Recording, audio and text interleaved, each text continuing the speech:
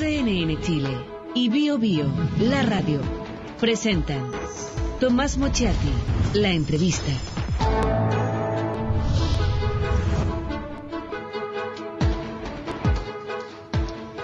Un observatorio. Cuando yo le digo a usted, vamos a un observatorio, usted se imagina de inmediato para mirar a las estrellas, unos lentes grandes, de manera que la luna se acerque y vea algún detalle. Sí, pero este es un observatorio terrestre, para observar no el firmamento, sino que a personas, a los jueces. Porque lo que quiere el gobierno es un observatorio judicial. Mirar con detención a los jueces, con lupa. ¿Qué cosa? Lo que resuelven, lo que deciden, sus fundamentos, hacia dónde van. Y los jueces están enojados. Ayer habló el presidente subrogante de la Corte Suprema, Milton Juica, e incluso dudó de la constitucionalidad de esta decisión, lo que es grave. O sea, duda de que el gobierno está actuando dentro de los marcos de la legalidad mayor, que es la Constitución. De esto conversamos hoy día con Eduardo Gallardo, es es vocero de la Asociación Regional de Magistrados de Santiago. ¿Qué tal? Buenas noches. Buenas, muchas gracias, don Tomás, por la invitación. A ver, partamos por esto. ¿Qué les preocupa? ¿Que se sientan observados? ¿Que el gobierno lo haga? ¿Lo podría hacer una universidad, un ente privado? ¿Que haya dineros públicos comprometidos? ¿Que haya una intromisión de un poder en otro poder? ¿Qué les preocupa? A ver, sentirnos observados, escrutados, criticados, que se comenten nuestros fallos, jamás nos va a preocupar. Por el contrario, nos parece un ejercicio fundamental e inherente a la democracia y resulta muy importante para el adecuado funcionamiento del sistema judicial. Lo que nos preocupa es otra cosa: la independencia de los jueces. Y no porque eso sea un tema corporativo gremial. La independencia de los jueces hay que verla desde la óptica de las garantías del ciudadano. Entonces yo creo que aquí hay un error y una premisa absolutamente errada. ¿En qué sentido? Se parte de la base que en la gestión de la política pública de seguridad ciudadana, los jueces de garantía tenemos un rol fundamental, en circunstancia de que no es así. No se le puede exigir a los jueces que hagamos nuestra o que seamos la caja de resonancia de la agenda de seguridad pública de ningún gobierno de turno, porque precisamente ese es el activismo judicial del que tanto se habla en estos días. Y por lo tanto, cuando se establece o se sugiere un observatorio judicial, precisamente desde el ministerio que tiene a cargo la seguridad pública y que por lo tanto no es un tercero imparcial, que de hecho es querellante en muchas de estas causas que han generado algún nivel de discusión pública, uno tiene derecho a preguntarse, bueno, ¿qué tan inocente, qué tan inocuo es esto? No se trata de una actividad académica, porque por eso, el ministro del Interior el día de mañana podría abrir universidades, ¿no? ¿En qué se afecta la independencia? Porque, ¿qué es lo que es la independencia? Bueno, que el juez resuelva de acuerdo a su saber y entender. Básicamente eso es, sin ninguna intromisión externa, ¿no es cierto? De acuerdo a su propia conciencia, aplicando la ley a un caso específico y determinado. Eso es. ¿Por qué un observatorio podría afectar este concepto? Se lo explico, porque a diferencia de lo que sucede, por ejemplo, con la actividad política en sentido lato, la de un parlamentario, la actividad jurisdiccional no obedece a parámetros de validación ciudadana. Las decisiones judiciales no son buenas o malas, correctas o incorrectas, en función de lo que una porción o la mayoría de los ciudadanos estiman. El juez se debe esencialmente a la Constitución y a la ley, y por lo tanto es perfectamente factible y posible que una decisión judicial correcta, vinculada a la Constitución y a la ley, sea reprobable para la mayoría de los ciudadanos. Entonces, cuando se plantea un observatorio refiriendo una suerte de fiscalización ciudadana, yo me temo que aquí lo que se está provocando es una situación en la cual, como decía un profesor hoy día en el Post, se está incentivando una suerte de interpelación ciudadana a los jueces. Y eso es muy complejo. ¿Se temen que sea linchado públicamente? Hablo de linchado en términos metafóricos, obviamente. Evidente, yo se lo planteo en los siguientes términos. Si usted, don Tomás, el día de mañana se tiene que enfrentar a un tribunal como querellado, como imputado, por una tuición, por una pensión alimenticia, no le pagaron el arriendo, lo que sea, usted tiene derecho a exigir que ese juez solo esté mirando a los hechos del caso y a la Constitución y a la ley. A usted le va a preocupar y no le va a gustar si ese juez está preocupado de un observatorio o de lo que los ciudadanos van a decir o opinar respecto de su decisión, si eso de alguna forma se institucionaliza en una forma de control de la actividad jurisdiccional que no está en la Constitución y en la ley. Y nosotros podríamos pensar, estoy mirando desde el punto de vista del gobierno, ¿no? Un observatorio. Sí, qué es lo que falla, cómo falla. De hecho, los fallos son públicos, están en Internet, están en la web, ¿no es cierto? Ya, pero ¿qué más puede hacer? O sea, un juez podría sentirse inhibido, menoscabado, condicionado en virtud de este observatorio. Y yo me hago una pregunta, bueno, ¿y si se puede sentir así? Bueno, una de esas se siente la misma situación con respecto a otros poderes e incluso más ocultos que yo no veo. Lobby, un gran empresario. Entonces uno dice, bueno, ¿son tan débiles los jueces como para que esto pueda significar un peligro? ¿Qué está pasando? Precisamente por eso, lo que yo planteo, lo que nosotros estamos sosteniendo, es que cualquier tipo de expresión o de política institucional que de alguna forma introduzca algún grado de riesgo o peligro en ese sentido debe ser desestimada. ¿Esto es un riesgo? No me cabe la ¿Los menor jueces duda. se pueden sentir de verdad condicionados por esto?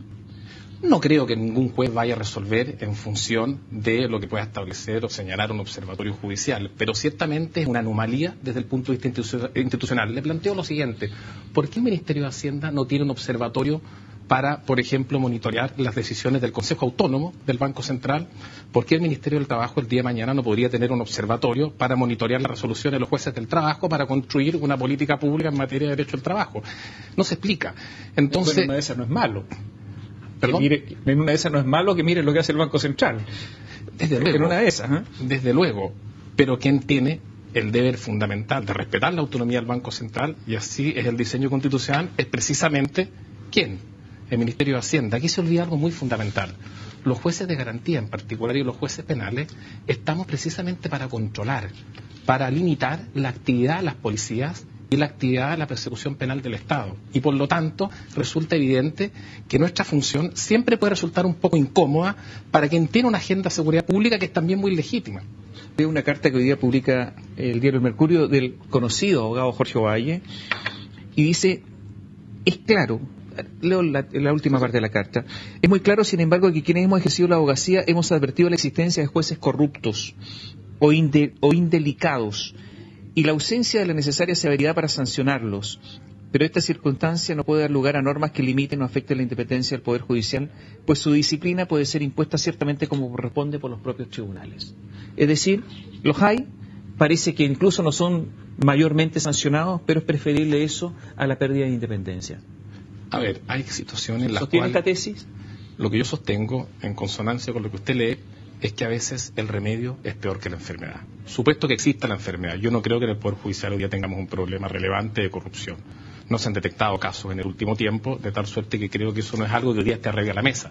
Pero incluso en ese contexto, siempre afectar o lesionar la independencia judicial es el peor costo que puede pagar un Estado de Derecho y es el peor peligro que se cierne respecto de los ciudadanos. Ya vivimos eso en el pasado. Esta es una discusión antigua, ¿no? Desde que surgió el sistema democrático moderno, con Estado de Derecho, con poderes independientes, con poderes que se relacionan entre ellos con un deber de independencia, pero a su vez de control mutuo, porque en eso consiste el Estado de Derecho. Ustedes controlan el Poder Ejecutivo, de hecho, o pueden hacerlo.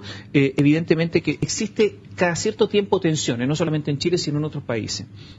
¿Quién fiscaliza el Poder Judicial? Porque mucha gente se pregunta, está bien, independencia, pero en algún momento alguien tendrá que responder. ¿Cómo se fiscaliza a los jueces? Todos los poderes del Estado están sometidos a grados de fiscalización y de escrutinio importante. Los parlamentarios se les fiscaliza básicamente a través de las elecciones. Si un parlamentario defrauda las expectativas de sus electores, no va a ser reelegido. Como el estándar de legitimación de la decisión jurisdiccional no es la legitimación mayoritaria, sino la Constitución, la ley, el ordenamiento jurídico, el control o fiscalización, si se quiere, del ejercicio de la función jurisdiccional debe operativizarse precisamente a través de los mecanismos que prevé la Constitución y la ley, que son los recursos procesales, el recurso de apelación, de nulidad, casación, etcétera. Esa es la fórmula en todo Estado democrático de derecho de controlar el contenido de las resoluciones judiciales y de revertir la llegada al momento. ¿Usted cree que la fiscalización de los jueces es adecuada de acuerdo a la institucionalidad? Porque está bien, uno puede recurrir a la ley y a veces la ley es mala. Y por lo tanto, recurrir a esa ley mala no tiene mucho sentido. La pregunta que yo le hago, ¿usted cree que la fiscalización de los jueces, y hablo de todos los jueces, desde los ministros de la Corte Suprema para abajo, es eficiente en Chile? Yo creo que la estructura del Poder Judicial chileno ciertamente debe ser objeto de una transformación profunda. Eso es un anhelo hoy día de la Asociación Nacional de Magistrados. Nosotros creemos, por lo pronto, que una cuestión fundamental que está pendiente en el Poder Judicial chileno es la separación del gobierno judicial, de la jefatura del servicio, por así decirlo, de las facultades jurisdiccionales. Creemos que los tribunales superiores de justicia, incluida la Corte Suprema, solo debieran ejercer potestades jurisdiccionales y en ningún caso las denominadas funciones de gobierno judicial, como incidir en la carrera de los jueces, el control disciplinario de los jueces, los sumarios administrativos, etcétera. ¿Quién fiscaliza a los ministros de la Corte Suprema? Bueno, de acuerdo al ordenamiento jurídico vigente, hoy día eso está en alguna medida en manos del Parlamento. ¿Le gusta? Creo que se puede mejorar y que hay que eventualmente introducir otro tipo de mecanismo como existen en algunas sociedades o en algunas democracias comparadas. O sea, por ejemplo, en Estados Unidos existe la denominada conferencia judicial, en otros países, como en el caso italiano, existe algo que se denomina los consejos autónomos de la judicatura o la magistratura, en fin. Yo creo que esa es una discusión que en Chile está pendiente. Hay que entender que la institucionalidad del Poder Judicial chileno viene de 1800 y por lo tanto pareciera lógico tener que asumir un debate respecto de su modernización en función de un moderno Estado democrático de derecho. El mundo de la justicia civil es un mundo como más invisible para los medios y también para las personas, porque se están discutiendo en realidad cuestiones de índole privada. Pero en materia penal, donde el reproche es más bien público y de la sociedad completa, y donde usted ejerce, evidentemente que hay una mayor connotación pública.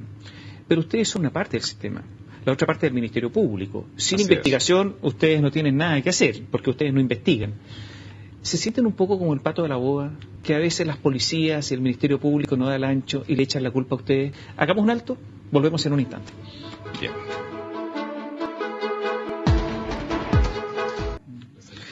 Eduardo Gallardo, juez, es vocero de la Asociación Regional de Magistrados de Santiago y estamos conversando justamente por el observatorio judicial que ha anunciado el gobierno y la pregunta quedó pendiente.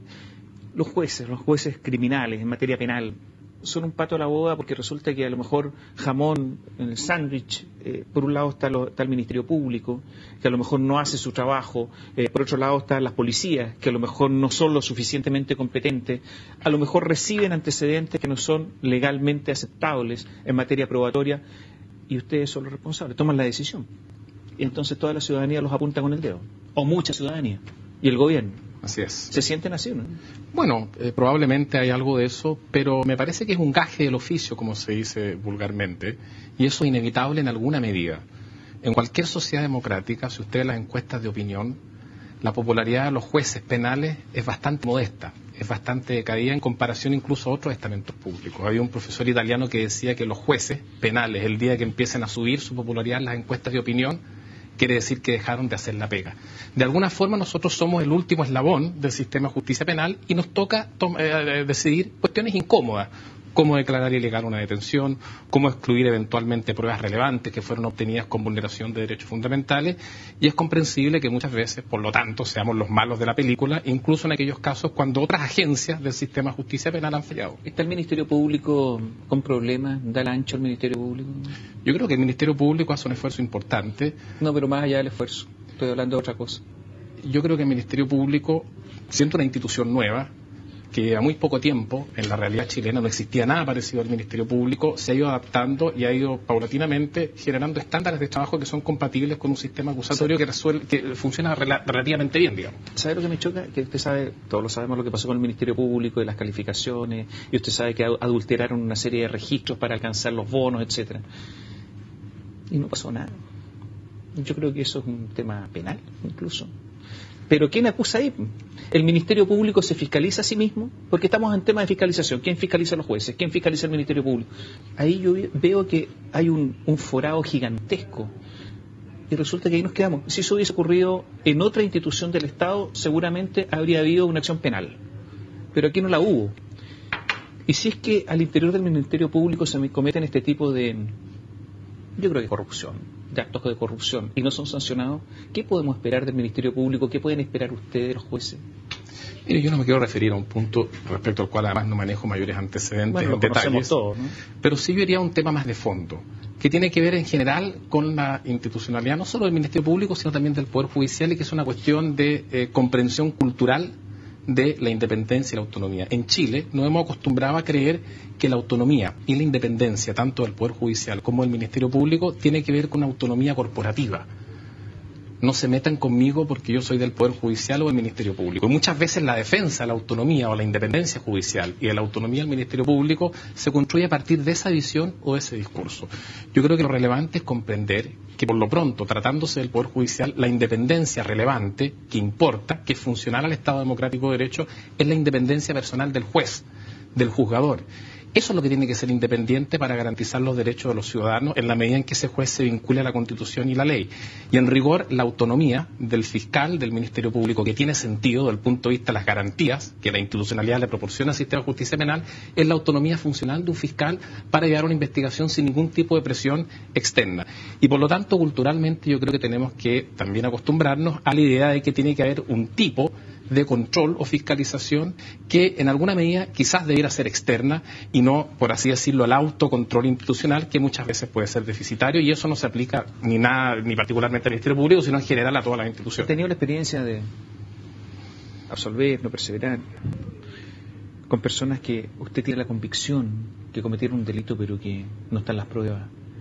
La investigación fue mal hecha, las pruebas fueron insuficientes, usted tuvo que descartarlas porque legalmente así se lo exige la ley, pero que usted tiene la convicción íntima que esa persona debió haber sido condenada. Bueno, ¿le ha ocurrido? A ver, más de lo que me ha ocurrido a mí, que probablemente eso nos ha sucedido a todos alguna vez. Le pregunto por su experiencia personal. Sin duda, pero es una realidad en todos los sistemas de justicia Está bien, penal. pero le pregunto, ¿le ha ocurrido? En alguna ocasión probablemente he tenido esa percepción. ¿Le ha dado rabia lo que han hecho las policías, lo que ha hecho el fiscal, que no han hecho su trabajo a veces? Porque a veces son deficiencias, a veces son las circunstancias, pero esas son evidentemente deficiencias de instituciones públicas. No, para nada, porque fíjese que la gracia, precisamente, de un sistema acusatorio como el chileno, es que al separar las funciones de investigación y de persecución penal y al establecer a este tercero imparcial que controla a las policías y al Ministerio Público, esa posibilidad es una realidad que se asume con transparencia. Y cuando eso pasa, y una persona, por ejemplo, es absuelta porque las pruebas fueron obtenidas con vulneración de sus derechos humanos, quiere decir que el sistema funcionó bien. Ese es un triunfo del Estado de Derecho y es un triunfo del sistema. En un sistema donde eso nunca pase, yo entraría a sospechar seriamente de si el sistema está funcionando y de si los jueces están efectivamente haciendo el trabajo que corresponde.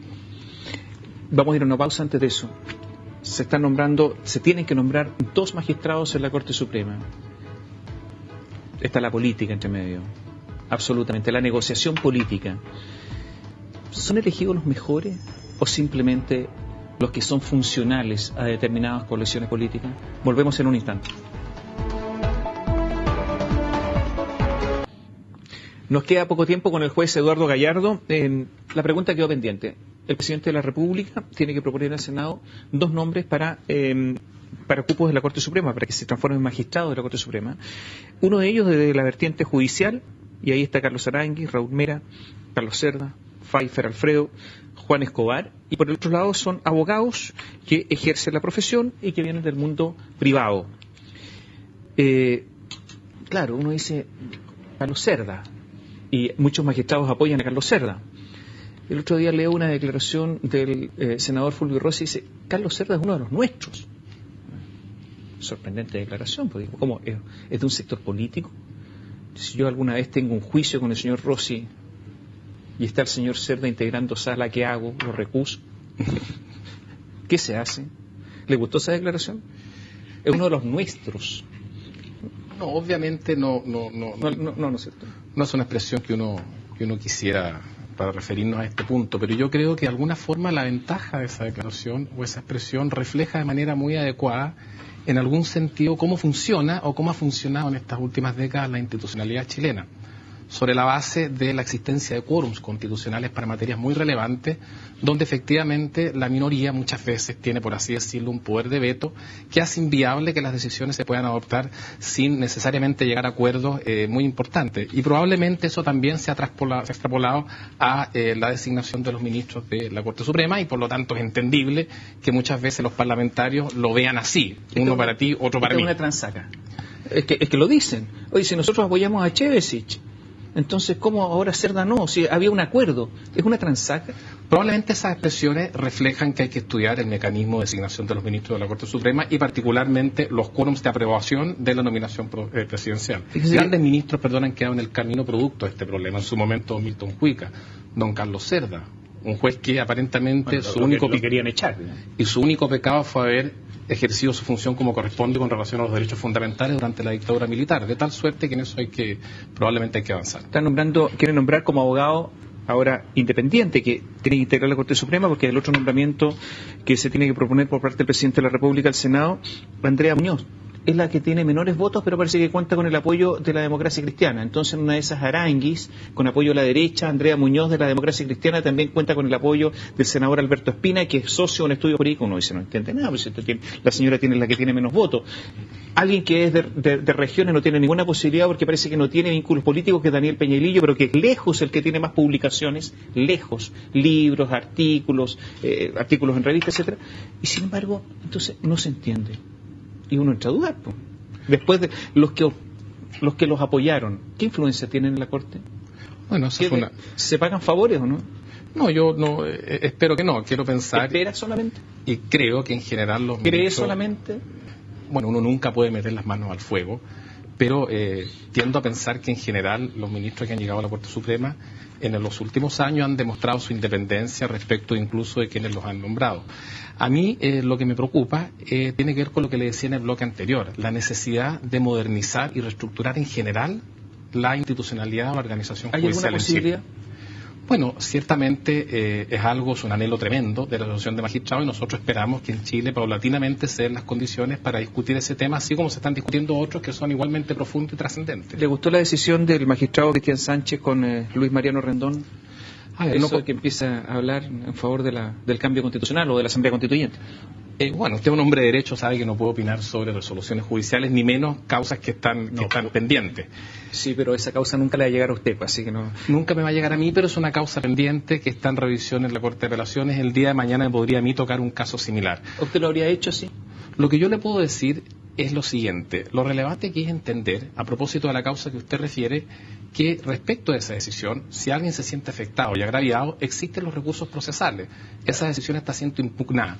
Y lo segundo, que yo creo los recursos procesales existen para todos. Yo estoy preguntando otra cosa sobre esa decisión del juez.